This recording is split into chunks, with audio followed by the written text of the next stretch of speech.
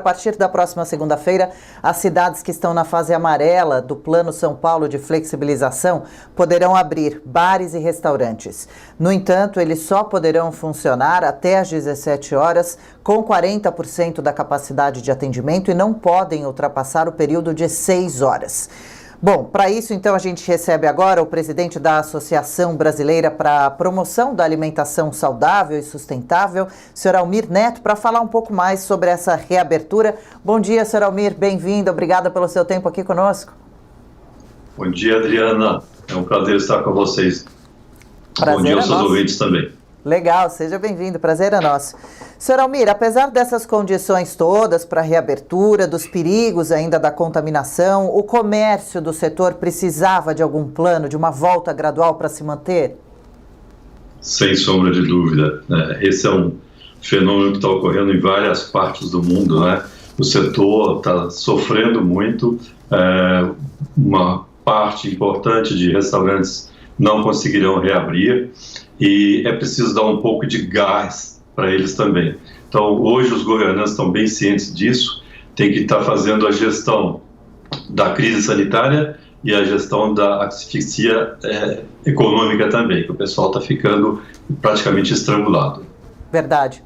E a gente estava acompanhando e conversando, inclusive agora há pouco, com o Rio de Janeiro, porque bares e restaurantes reabriram lá antes daqui de São Paulo, e ontem o flagrante, reabriram ontem mesmo, e o flagrante foi de uma das ruas lá, de barzinhos, bastante cheia, com muita aglomeração, gente sem máscara, uma tremenda confusão. Como que fica a responsabilidade agora também dos comerciantes, dos empreendedores? As multas aqui em São Paulo são bem altas, R$5.000 por pessoa sem máscara no estabelecimento. Também tem que ter aviso na porta do estabelecimento da obrigatoriedade do uso de máscara e esse controle da capacidade no local para que essa reabertura seja feita de forma bacana e não traga mais transtorno para os donos, não, Sr. Almir? Sim, vamos lá. Nós temos diferentes ambientes, diferentes situações. Uma coisa que tem sido comum, Adriano, eu tenho acompanhado muito o que tem acontecido em outras partes do Brasil e também no exterior, principalmente Espanha, França, Estados Unidos. Há uma certa categoria dos restaurantes, por exemplo, mais casual, mais de um ticket médio mais baixo e também bares, há uma certa euforia do consumidor. Sim. E foi isso que a gente viu ontem no Rio de Janeiro. Era para fechar às 11 da noite e muitos não conseguiram fechar antes da meia-noite, meia-noite e meia. Essa euforia, ela tem que ser administrada. Então, os gestores dos restaurantes, além de ter que fazer a gestão de um protocolo que é amplo, né? Tem muita coisa para ser observada, de novas normas de trabalho, ele tem que controlar o novo modelo operacional dos seus colaboradores, tem que também estar influenciando, e nada mais que isso, nos consumidores, porque vamos lembrar que um dono de restaurante ou um gestor, ele não tem poder policial, ele não pode obrigar um cliente, né? Ele pode recomendar ao cliente, e se o cliente não atender, ele tem uma dificuldade. Então, são situações diferentes que a gente vai encontrar em locais onde tem mais euforia, como, por exemplo, os bares, e locais como restaurantes que têm um ticket médio um pouco mais alto. Já vimos isso, por exemplo, em Porto Alegre, em Santa Catarina. Eles fecharam novamente, mas ficaram abertos por 3 semanas em Porto Alegre e 4 semanas em Florianópolis. É um comportamento totalmente diferente, os clientes respeitando totalmente, a preocupação dos clientes com a contaminação muito maior e, portanto, dando um pouco mais de tranquilidade para os gestores dos restaurantes. Então, não é um caso só, nós temos diferentes situações aí que tem que ser tratada de formas diferentes também. Claro. E também os lugares podem aprender uns com os outros, né? Como o senhor bem diz, alguns lugares fora do país que já reabriram, qual foi a experiência, o que tem dado certo ou não, para a gente aproveitar essa vantagem do tempo para aprender e aplicar por aqui, né? Mesmo que individualmente, cada um no seu lugar. Agora, o comércio em São Paulo, então, falando especificamente, ficou fechado quase 4 meses, né? Foi um tempo bom para também essas empresas, esses comerciantes se prepararem. Tem que ter agora a reta final, se o comércio realmente reabrir. Hoje a gente acompanha mais uma coletiva do governador, se restaurantes e bares reabrirem a partir da próxima segunda-feira. o senhor comentava agora sobre os funcionários não terem poder de polícia, né? Tem que acontecer rapidamente, os funcionários têm que passar por um treinamento, não? Estarem preparados para lidar com os clientes, principalmente nesses lugares, como o senhor citou, que existe muito consumo do álcool, e o ambiente também tem que estar muito bem preparado. Restaurantes, com relação à higienização de copos e talheres, são muitas as providências, não? Sem dúvida, Adriana. De uma forma geral, eu entendo que tanto o governo do estado como o município estão atuando com muita cautela e muito bem. Eu acho, sinceramente, vejo que São Paulo vai caminhar para ser um bom exemplo, tanto para o Brasil como para outras partes do mundo. Agora, ainda assim, tem pontos a serem aprimorados. Por exemplo, o protocolo que deve ser seguido por um restaurante ainda não é conhecido.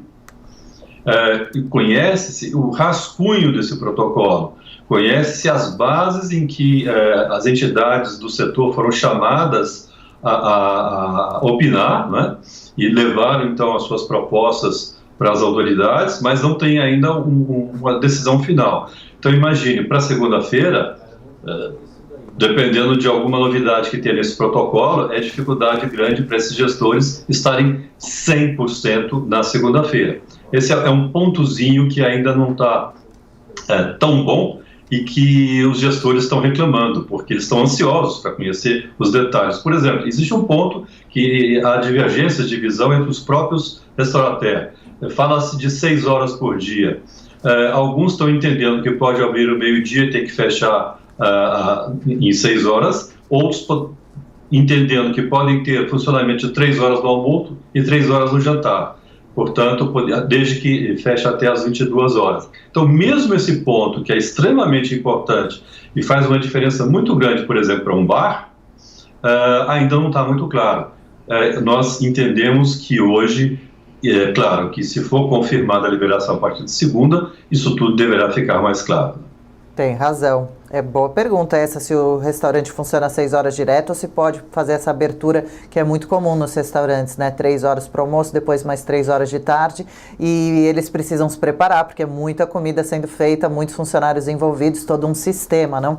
Então, o senhor falou desse protocolo que deveria ser, na opinião do senhor, determinado, estipulado por quem? Pela prefeitura, pelas prefeituras, pelo governo? O que mais deveria conter esse protocolo?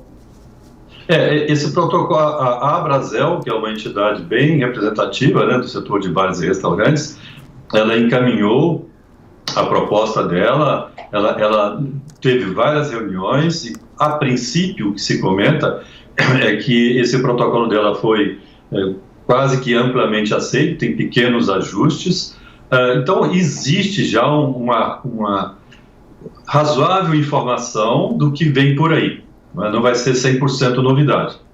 Agora, são muitas providências. O restaurante ele tem que cuidar do cliente e tem que... Dois grupos principais, o cliente e o colaborador, né? O cliente, nós sugerimos que começa-se a trabalhar o cliente antes mesmo dele chegar ao restaurante. Hoje tem uma facilidade muito grande, né, pelas mídias digitais, pelo próprio site e as mídias sociais dos restaurantes, eles já podem estar informando os seus clientes de como ele vai operar, não é? Quais são as regras, como o cliente deve se comportar dentro do estabelecimento, quando que ele deve tirar a máscara, se ele circula, ele pode circular sem máscara, tem que recolocar a máscara, enfim, tem detalhes que ele pode ir educando o cliente e, ao mesmo tempo, tranquilizando, porque ao mesmo tempo que ele está passando as regras de como vai operar, o cliente está se familiarizando com isso e está se relaxando, vendo que cuidados foram tomados.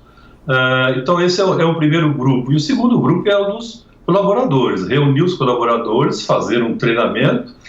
Isso aqui eu fico um pouco preocupado, né? Porque está em cima para abrir, por exemplo, na segunda-feira, fazer um treinamento.